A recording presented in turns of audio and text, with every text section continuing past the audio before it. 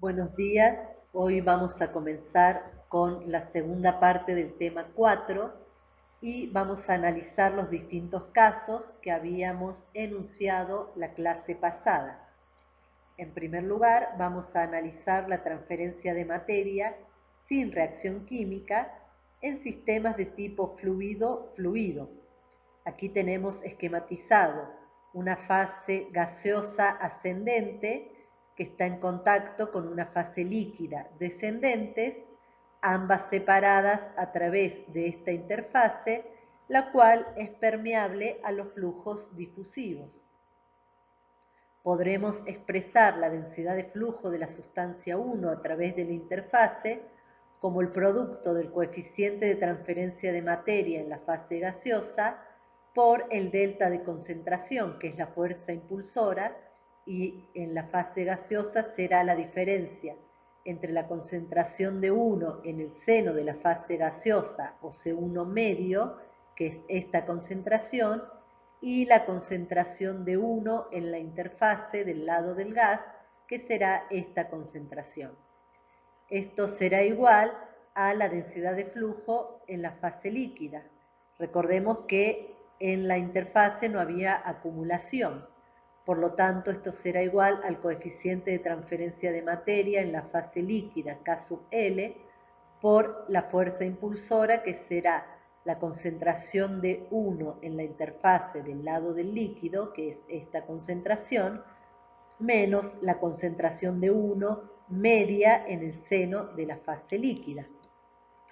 Sabemos que las concentraciones en la interfase estaban relacionadas a través de la constante de reparto o coeficiente de distribución, el cual será igual a la concentración de 1 en la interfase del lado del líquido sobre la concentración de 1 en la interfase del lado del gas. Recordemos que el inconveniente que se presenta con estas concentraciones en la interfase es que no las podemos determinar experimentalmente. Entonces buscaremos despejar estas concentraciones y ponerlas en función de las concentraciones del seno de las fases gaseosa y líquida, que sí las podremos determinar de forma experimental. Entonces, de la constante de reparto vamos a despejar la concentración de la sustancia 1 en la interfase del lado del gas, que será igual al cociente de la concentración de 1 en la interfase del lado del líquido sobre la constante de reparto. Volviendo a la expresión que teníamos de la densidad de flujo de la sustancia 1, pondremos que el coeficiente de transferencia de materia en fase gaseosa será igual a la diferencia de C1 medio en la fase gaseosa, y acá reemplazamos C1 en la interfase del lado del gas como el cociente de C1 en la interfase del lado del líquido sobre K. Y esto será igual a K sub L por el delta de concentración en la fase líquida. Si sacamos factor común C1 en la interfase del lado del líquido, esto será igual a K sub L más K sub G sobre K. Y esto será igual a K sub G por C1 medio en la fase líquida más K sub L por C1 medio, perdón, recién era en la fase gaseosa y ahora es en la fase líquida. Por lo tanto, despejando C1 en la interfase del lado del líquido, será igual a K sub G por C1 medio en la fase gaseosa más K sub L por C1 medio en la fase líquida sobre K sub L más K sub G sobre K. Reemplazamos todo esto que era C1 en la interfase del lado del líquido y expresando la densidad de flujo a partir del coeficiente de transferencia de materia en la fase líquida, acá vamos a sacar factor común K sub L sobre K sub L más K sub G sobre K. Por lo tanto, nos quedará esto producto de K sub G por C1 medio en la fase gaseosa más K sub L por C1 medio en la fase líquida menos K sub G sobre K por C1 medio en la fase líquida menos K sub L por C1 medio en la fase líquida. Aquí vemos que el segundo y el cuarto término se pueden simplificar y si sacamos factor común también K sub G, nos quedará K sub L por K sub G sobre K sub L más K sub G sobre K, producto de la diferencia entre C1 medio en el seno de la fase gaseosa y C1 medio en el seno de la fase líquida sobre K. Aquí a todo este cociente y esta relación entre coeficientes de transferencia y constante de reparto lo denominaremos coeficiente global de transferencia. Y esta será la fuerza impulsora que ahora sí logramos expresar a la densidad de flujo en función de las concentraciones en el seno de las fases gaseosas y líquidas, y ya no tenemos esas concentraciones en la interfase que no las podíamos medir experimentalmente. El segundo caso que vamos a analizar es la transferencia de materia con reacción química en sistema fluido sólido reactivo. Si tenemos aquí esquematizado un sólido B que va a reaccionar con un reactivo A que se encuentra en fase fluida, que tendrá una concentración Ca medio en el seno de la fase fluida y una concentración Ca en la interfase, aquí cuando se encuentra con la superficie del sólido, que es donde ocurre la reacción química. En este caso definiremos a la velocidad de reacción por unidad de superficie de la interfase aquí entre el sólido y el fluido, porque la reacción se está dando en la superficie del sólido cuando llega el reactivo A y se pone en contacto con el sólido B. Si suponemos que la reacción es de primer orden, la expresión de la velocidad de reacción será R sub A en la interfase igual al producto de la constante cinética por la concentración de A en la interfase, porque dijimos que es con esta concentración cuando llega a la superficie del sólido que ocurre la reacción de A y de B. Si nosotros a la velocidad de reacción la basaremos en la superficie de la interfase, entonces sus unidades serán de moles de A sobre metros cuadrados de la superficie por segundo. Sabemos que la concentración de A en la interfase está dada por los moles de A por metros cúbicos de fase fluida. Aquí le estamos poniendo fluido y la superficie del sólido para poder distinguir y que nos quede en claro a qué nos estamos refiriendo. Y por consiguiente las unidades de la constante cinética serán metros cúbicos de fluido sobre metros cuadrados de sólido por segundo. Que nosotros acá estos metros cúbicos con los metros cuadrados se simplificarán y nos quedarán las unidades de la constante en metros por segundo. Insisto que acá le ponemos fluido y sólido para poder tener en claro cómo estamos definiendo cada una de estas variables.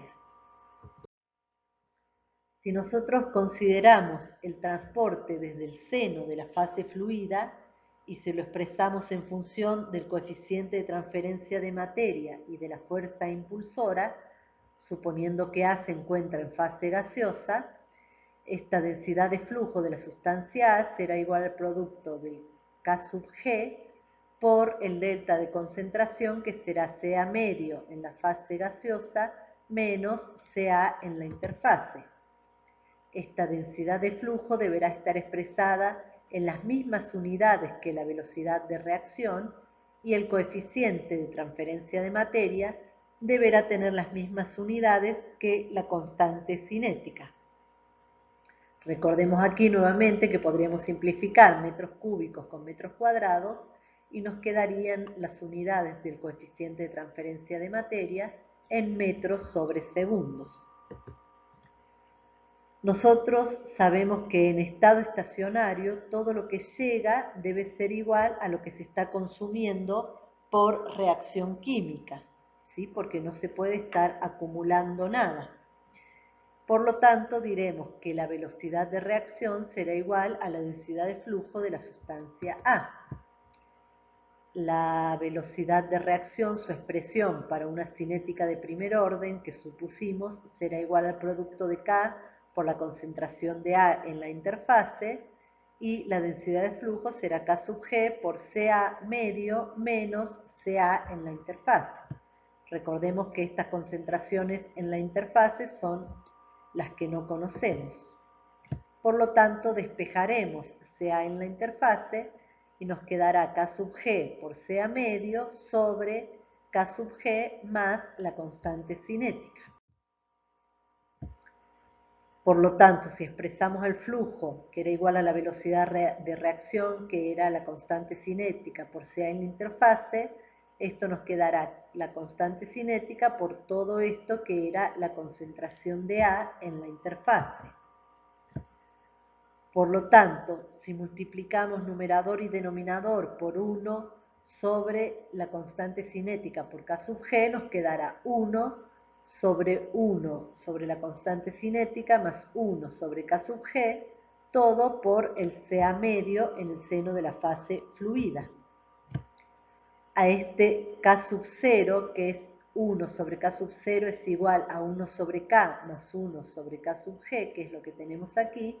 Este K sub 0 lo denominaremos coeficiente global y vemos que tiene en cuenta tanto la transferencia de materia como la reacción química, porque está en función de la constante cinética y del coeficiente de transferencia de materia en la fase fluida.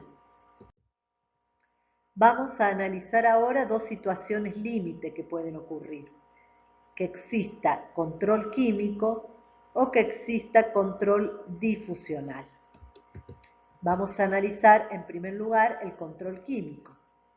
Habrá control químico cuando la etapa de transferencia de materia tiene una velocidad mucho mayor que la reacción superficial, lo cual equivale a decir que el coeficiente de transferencia de materia es mucho mayor que la constante cinética. En este caso, como la velocidad a la que se está transportando la sustancia A es mayor a la velocidad a la cual se consume, aquí vamos a tener un perfil prácticamente plano de la concentración de A en el seno de la fase fluida y de la concentración de A en la interfase. Diremos en este caso que este delta de concentración, sea medio menos sea en la interfase, será aproximadamente 0, y que la concentración de A media en el seno de la fase fluida será aproximadamente igual a la concentración de A en la interfase. En este caso, cuando el K sub G es mucho mayor que la constante cinética, recordando que esta era la expresión para el coeficiente global, diremos que 1 sobre K sub 0 será igual a 1 sobre K, ya que K sub G es mucho mayor que K y 1 sobre K sub G será despreciable frente a 1 sobre la constante cinética. En este caso, la densidad de flujo la podremos expresar como el producto de la constante cinética por la concentración de A media. En este caso vemos que la velocidad de reacción corresponde a la reacción química porque está en función de la constante cinética. Por eso, a este tipo de situaciones límite lo denominamos de control químico o control por reacción química. El otro tipo de control que teníamos era el control difusional, que este sería el otro extremo, en que la reacción es prácticamente instantánea, por lo cual la constante cinética es mucho mayor que el valor del coeficiente de transferencia de materia. Entonces hay una gran caída de concentración de la sustancia A desde su concentración media en el seno de la fase fluida y su concentración en la interfase. Si la reacción fuera irreversible, esa concentración de A en la interfase caería hasta aproximadamente 0.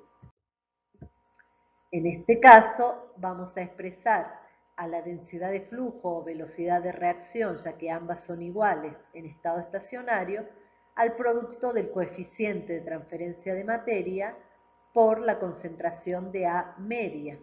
En este caso, la velocidad que estamos observando de reacción va a corresponder a la etapa de transporte de materia porque está en función del coeficiente K sub G, y a este caso lo denominaremos de control difusional. La tercera situación que vamos a analizar es aplicando y conociendo lo que se conoce como modelo del símil homogéneo del sólido poroso. Vamos a ver que este modelo lo vamos a aplicar tanto a sistemas fluidos con un sólido poroso en el cual este sólido puede ser un catalizador o puede ser un sólido reactivo.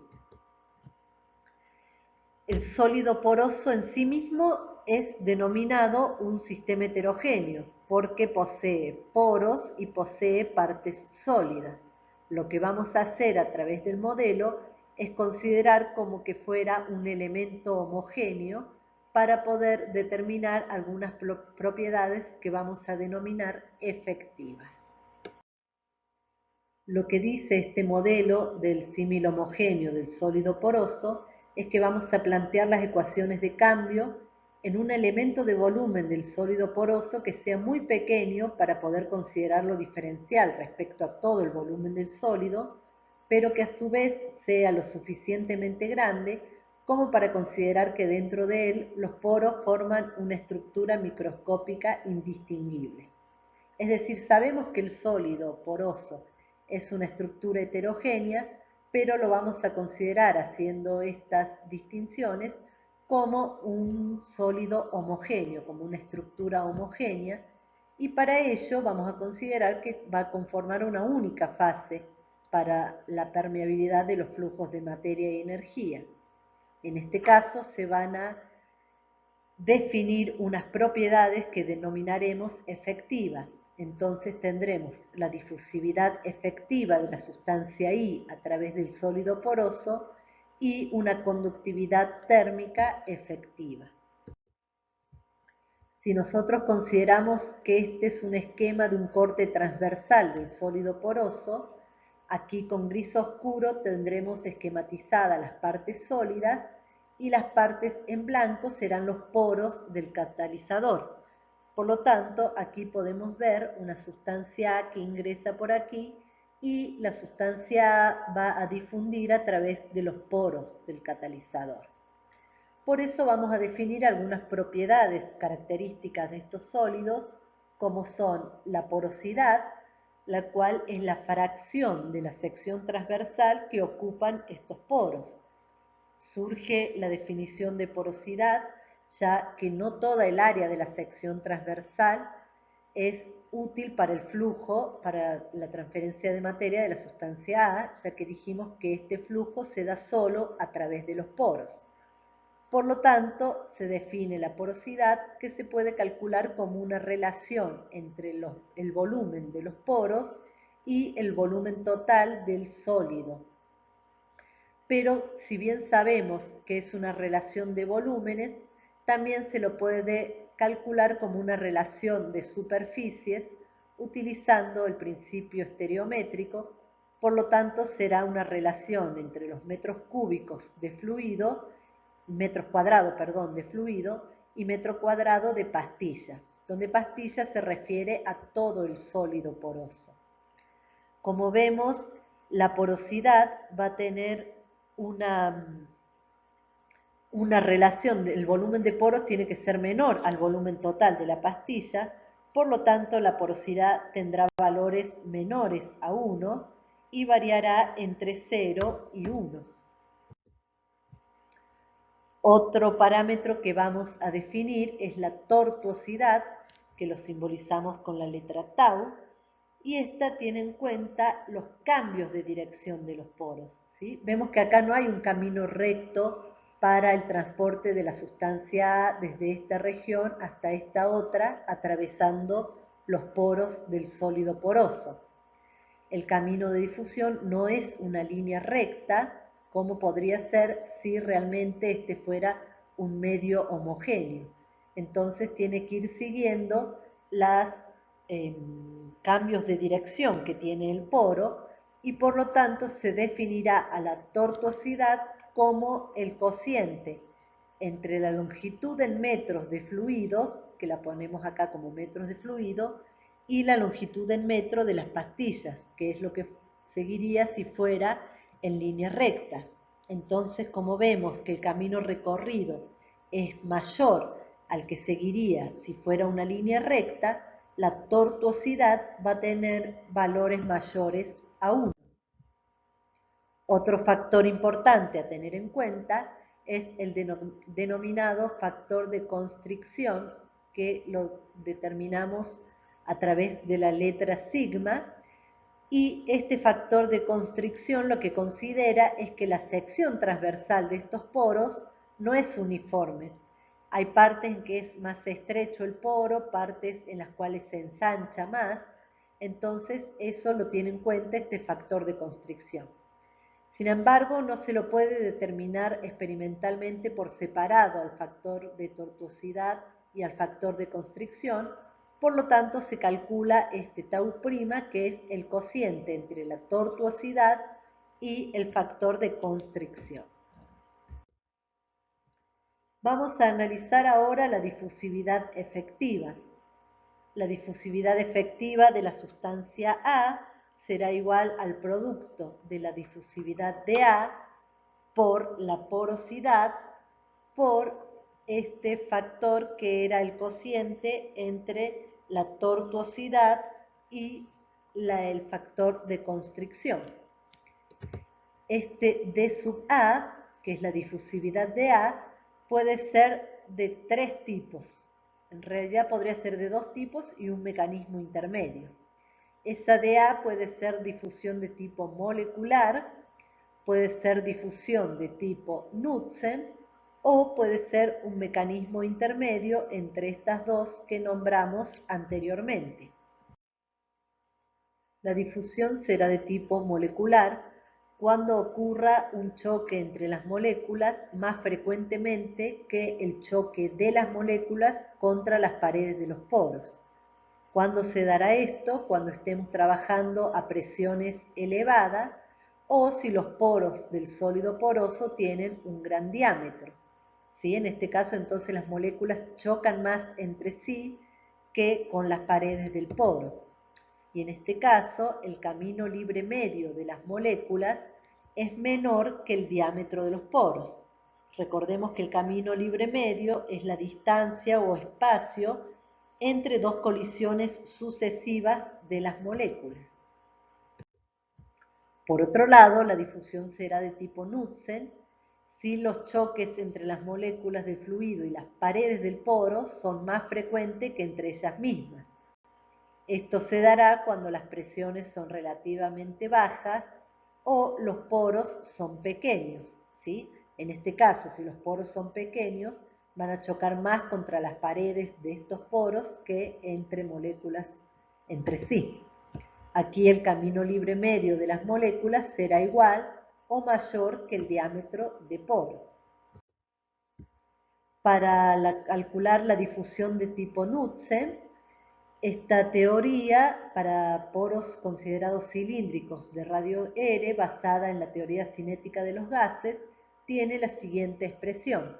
La difusividad Knudsen será igual a 2/3 de R por B, donde R es el radio medio de poros y esta es la velocidad media de las moléculas, y también podemos expresar a la difusividad tipo Knudsen como 2/3 por el radio medio de poros por la raíz de 8 por R por T sobre pi por MI, donde R es la constante universal de los gases, T es la temperatura absoluta y M sub I es el peso molecular de la sustancia I que está difundiendo. Recordemos que esta difusión de tipo Knudsen se da exclusivamente para sistemas gaseosos.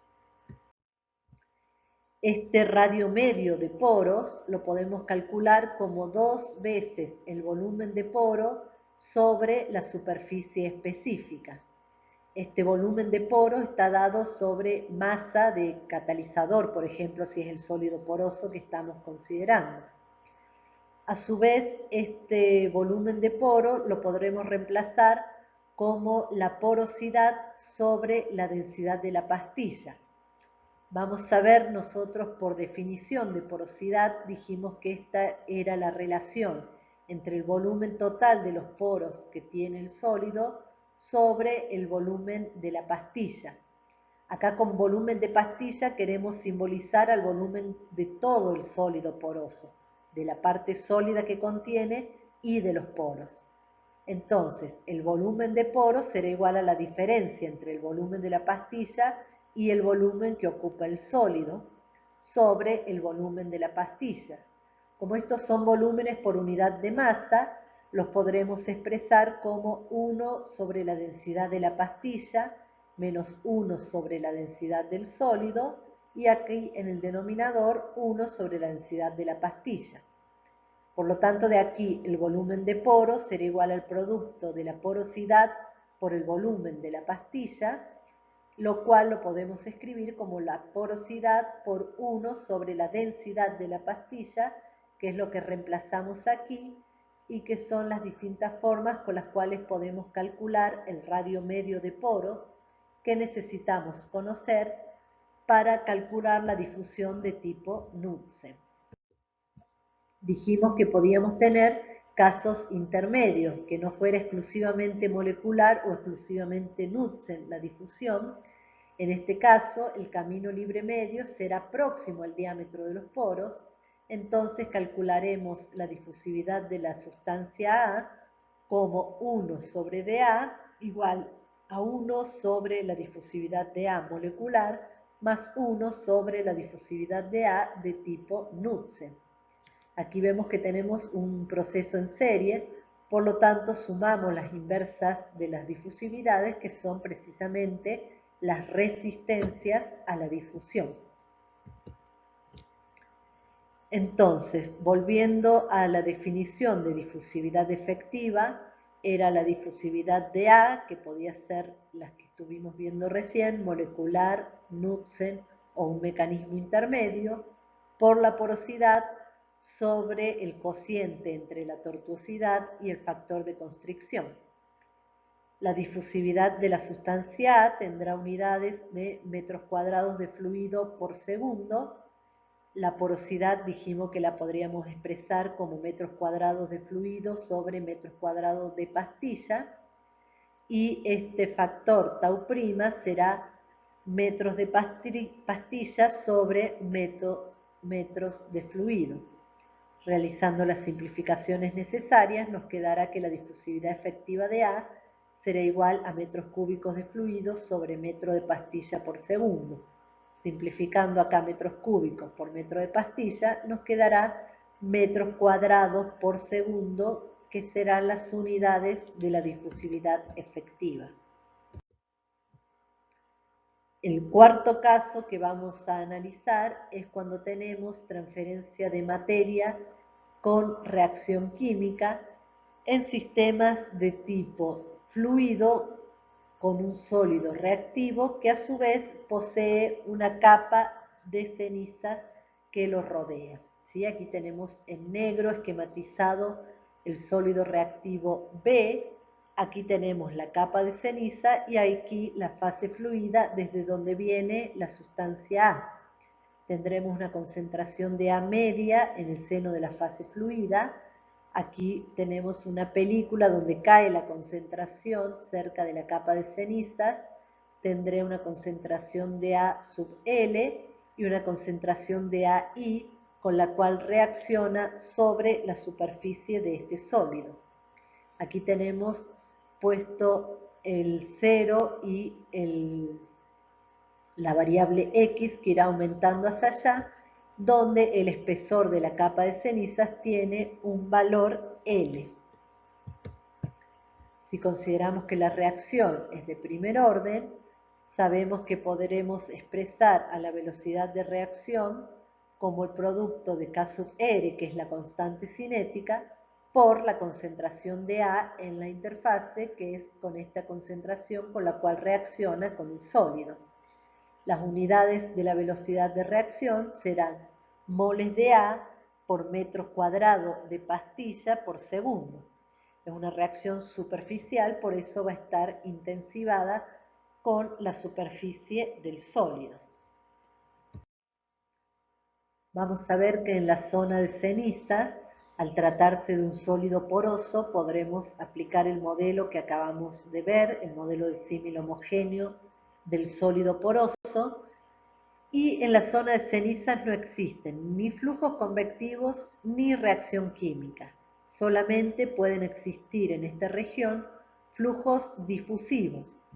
Por lo tanto, si aplicamos la ecuación de cambio en esta zona y considerando en estado estacionario, llegaremos a que como no tenemos flujos convectivos y no tenemos reacción química, la difusividad de A, que será su difusividad efectiva al tratarse de un sólido poroso, será igual al cociente entre la derivada segunda de la concentración de A y la derivada de X al cuadrado. Vamos a ver cuáles son las condiciones de contorno. Aquí en X igual a 0, recuerden que el eje lo pusimos aquí comenzando donde termina, digamos, el sólido reactivo y comienza la zona de cenizas. En X igual a 0, la concentración de A será igual a CAI, y en X igual a L, que es el espesor de la capa de cenizas, CA será igual a CAL. Ahora vamos a integrar. Entonces, la derivada de CA respecto de X será igual a una constante 1 de integración. Por lo tanto, CA será igual a la constante 1 por X más una constante 2. Vamos a aplicar ahora las condiciones de contorno. Dijimos que en X igual a 0, CA será igual a la constante 2. Y en X igual a 0, CA era igual a CAI. En X igual a L, CA era igual a CAL, que es igual a la constante 1 por L más CAI. Entonces, aplicando las condiciones de contorno, llegamos a la expresión de CAI y de CAL. Por lo tanto, en las zonas de ceniza podremos despejar de aquí la constante 1, que será igual a CAL menos CAI sobre L. Y el perfil de concentración de la sustancia A, recordemos que CA era igual a la constante 1 por X más la constante 2, por lo tanto el perfil de concentración de A en la zona de ceniza será la constante 1, que es CAL menos CAI sobre L por X, más CAI.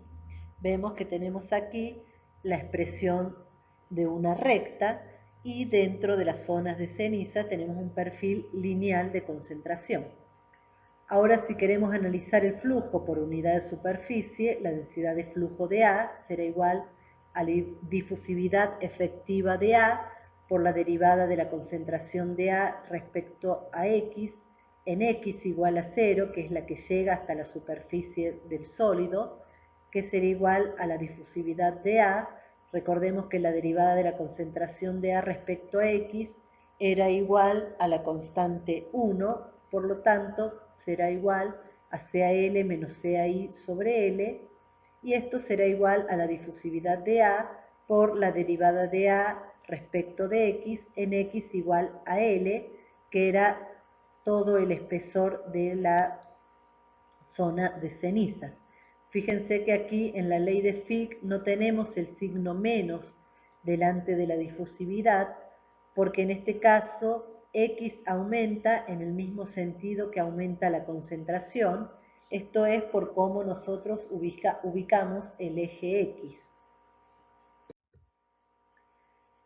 Si consideramos ahora el flujo desde el seno de la fase fluida, ahí sí podremos tener flujos de tipo convectivo y expresaremos la densidad de flujo a través del producto del coeficiente de transferencia de materia K sub G y el delta de concentración, que será CA medio menos CAL. Sabemos que en estado estacionario lo que se está transfiriendo debe ser igual a lo que se consume por reacción química. Por lo tanto, podremos decir que todo lo que llega desde el seno de la fase fluida será igual a lo que entra aquí en la zona de ceniza igual a lo que se consume por reacción. Expresaremos el flujo en la fase fluida como K sub G por el delta de concentración, la densidad de flujo en la zona de ceniza a través de la difusividad efectiva por CaL menos CaI sobre L, y la reacción química sobre la superficie del sólido reactivo para una cinética de primer orden como el producto de la constante cinética por la concentración de A en la interfase. Si consideramos esta segunda igualdad, donde tenemos la difusividad efectiva por este delta de concentraciones sobre L igual a la constante por CaI, podremos sacar la difusividad efectiva por CaL sobre L igual a la constante por CaI más la difusividad efectiva por CaI sobre L. Pasamos este término hacia el otro medio. Entonces teníamos esta igualdad. Si sacamos factor común CaI, CaI será igual a D efectiva por CaL sobre L sobre K sub R más D efectiva sobre L. Si ahora nosotros multiplicamos numerador y denominador por L, nos quedará D efectiva por CaL sobre K sub R por L más DA efectiva. Y si ahora multiplicamos numerador y denominador por 1 sobre D efectiva de A, nos quedará CaL sobre K sub R por L sobre DA efectiva más 1.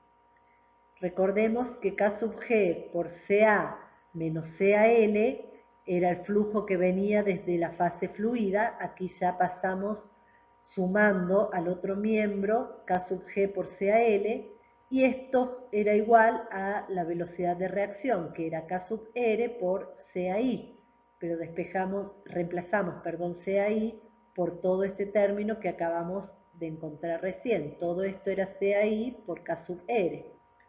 Por lo tanto, sacamos factor común CaL y nos quedará igual a K sub R sobre K sub R por L sobre D efectiva más 1, y esto más este K sub G.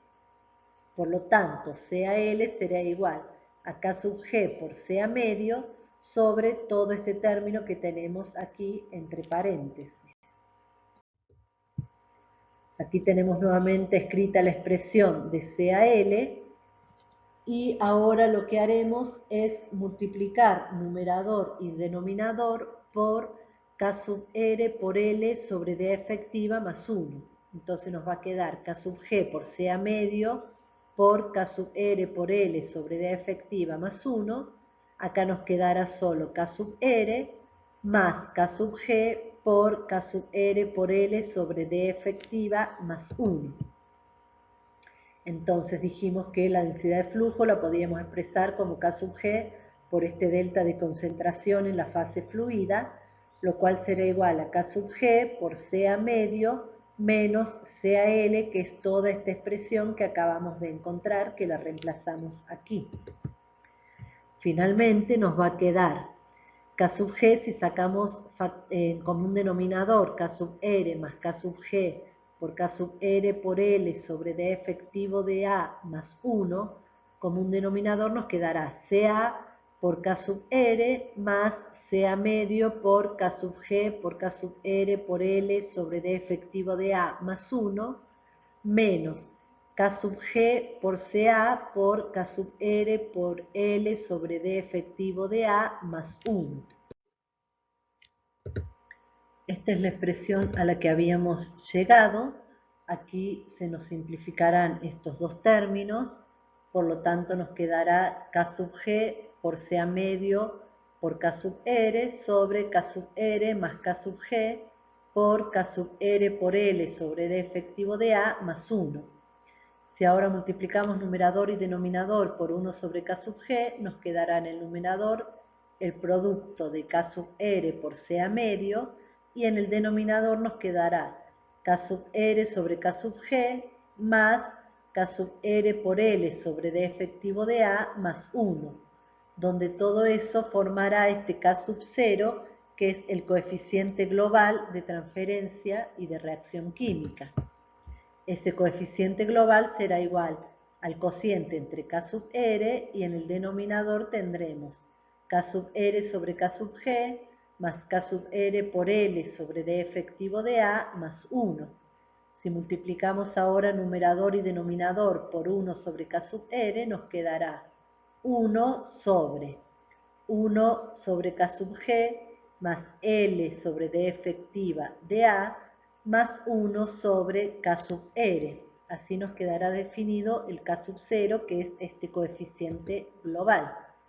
Entonces vemos que 1 sobre K sub 0 será igual a 1 sobre K sub G más L sobre D efectiva de A más 1 sobre K sub R. En este caso tendremos tres resistencias que se sumarán aquí en forma aditiva.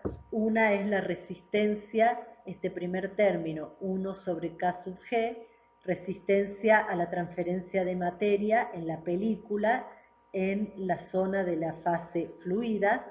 Tendremos L sobre D efectivo de A, este cociente será la resistencia a la difusión en la zona de cenizas, por eso está expresada en función del coeficiente de difusión efectivo, y tendremos otro término, el correspondiente a 1 sobre K sub R, que corresponde a la resistencia debida a la reacción química. Si analizamos ahora también los diferentes casos que se podrían presentar, tenemos en primer lugar si la constante cinética es mucho mayor que el coeficiente de transferencia de materia y mucho mayor que la difusividad efectiva de la sustancia A la expresión que nosotros teníamos del coeficiente global de transferencia, como la constante es mucho mayor que estos otros dos, el término que corresponde a 1 sobre KR será despreciable frente a los otros términos. Por lo tanto, nos quedará 1 sobre K sub 0 igual a 1 sobre KG más L sobre la difusividad efectiva de A. Recordemos que el flujo entonces ahora será expresado como el coeficiente global por la concentración de A media. Por lo tanto, el flujo o densidad de flujo de la sustancia A será igual para este caso en que la constante cinética tiene un valor muy elevado al cociente entre la concentración de Ca media en la fase fluida sobre 1 sobre K sub G más L sobre la difusividad efectiva de A.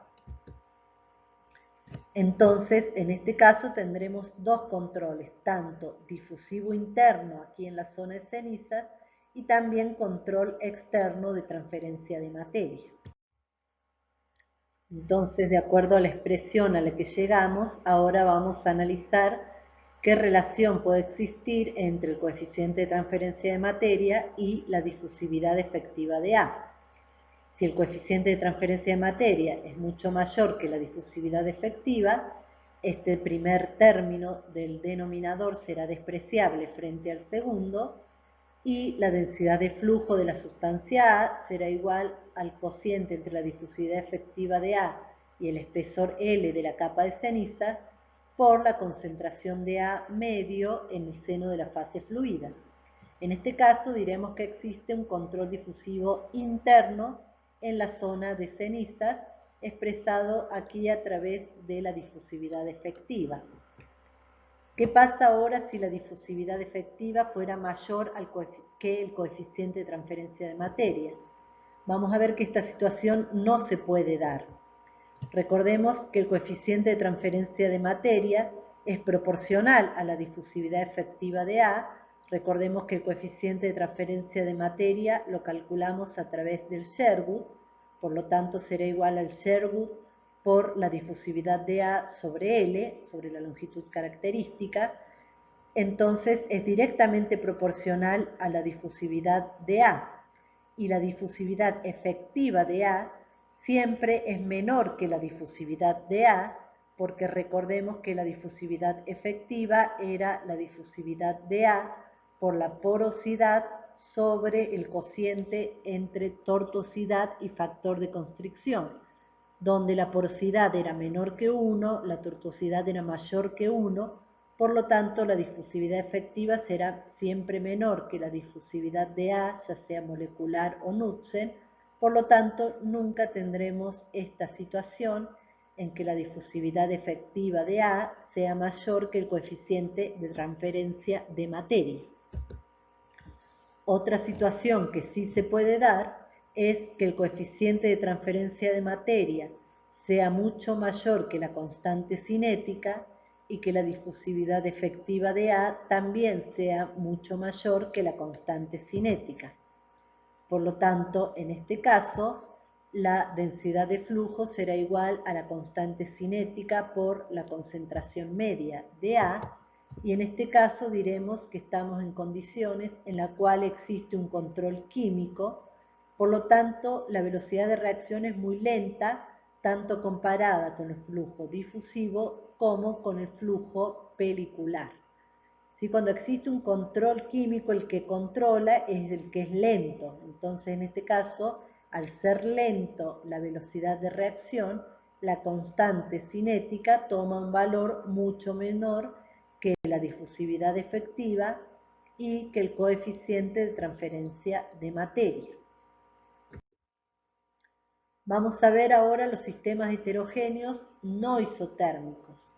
Dijimos que a través del modelo del símil homogéneo definíamos, además de la difusividad efectiva, una conductividad térmica efectiva. Era la otra propiedad que determinábamos con el modelo. Entonces, ahora al ser no isotérmico el sistema, deberíamos resolver en forma conjunta tanto el balance de materia como el de energía. Sin embargo, aplicando el modelo, dijimos que podemos definir una propiedad térmica efectiva. Sabemos que el sólido poroso está compuesto por una parte sólida y por los poros por donde va la fase fluida, ¿sí? Entonces, para la conducción del calor a través del sólido poroso tenemos dos mecanismos en paralelo, que son por la parte sólida y por la parte fluida a través de los poros. Sin embargo, la conductividad térmica efectiva que definimos a través del modelo estará principalmente determinada por la fase que tiene mayor conductividad, que es en este caso la fase sólida. Podremos decir que la conductividad térmica efectiva será igual a la conductividad térmica del sólido por 1 menos la porosidad, que corresponde a la fase sólida de la pastilla, más la conductividad que corresponde a la fase fluida, la conductividad térmica del fluido, por la porosidad. Recordemos que la fase fluida va a través de los poros. Sin embargo, dijimos que la conductividad térmica de la fase fluida es mucho menor que la de la fase sólida, por lo tanto la podríamos considerar despreciable y decir que la conductividad efectiva será aproximadamente igual a la conductividad térmica del sólido por 1 menos la porosidad. Finalmente, el último caso que nos queda ver es la transferencia de masa con reacción química en sistemas del tipo fluido-fluido, que ya puede ser dos líquidos inmiscibles que estén en contacto o puede ser una fase gaseosa y una fase líquida que estén en contacto. Esto se da mucho cuando se produce la absorción de un componente que está en fase gaseosa mediante un líquido. Este líquido no solo disuelve este componente gaseoso, sino que también reacciona y lo va consumiendo por reacción química, y de esta manera se puede eliminar un componente no deseado de una fase gaseosa, por ejemplo. Vamos a ver que tenemos para aplicar en este tipo de sistema fluido-fluido diferentes modelos para tratar qué ocurre con la transferencia de masa y la reacción química que ocurre en una de las fases. Los modelos que más se emplean son el modelo de la película, el modelo de la penetración y el modelo de la renovación de superficie. Nosotros en el tema 6 de la asignatura vamos a ver con más detalle este sistema de tipo heterogéneo fluido-fluido y vamos a aplicar particularmente el modelo de la película para poder resolver los flujos, la transferencia de materia y la reacción química en estos sistemas.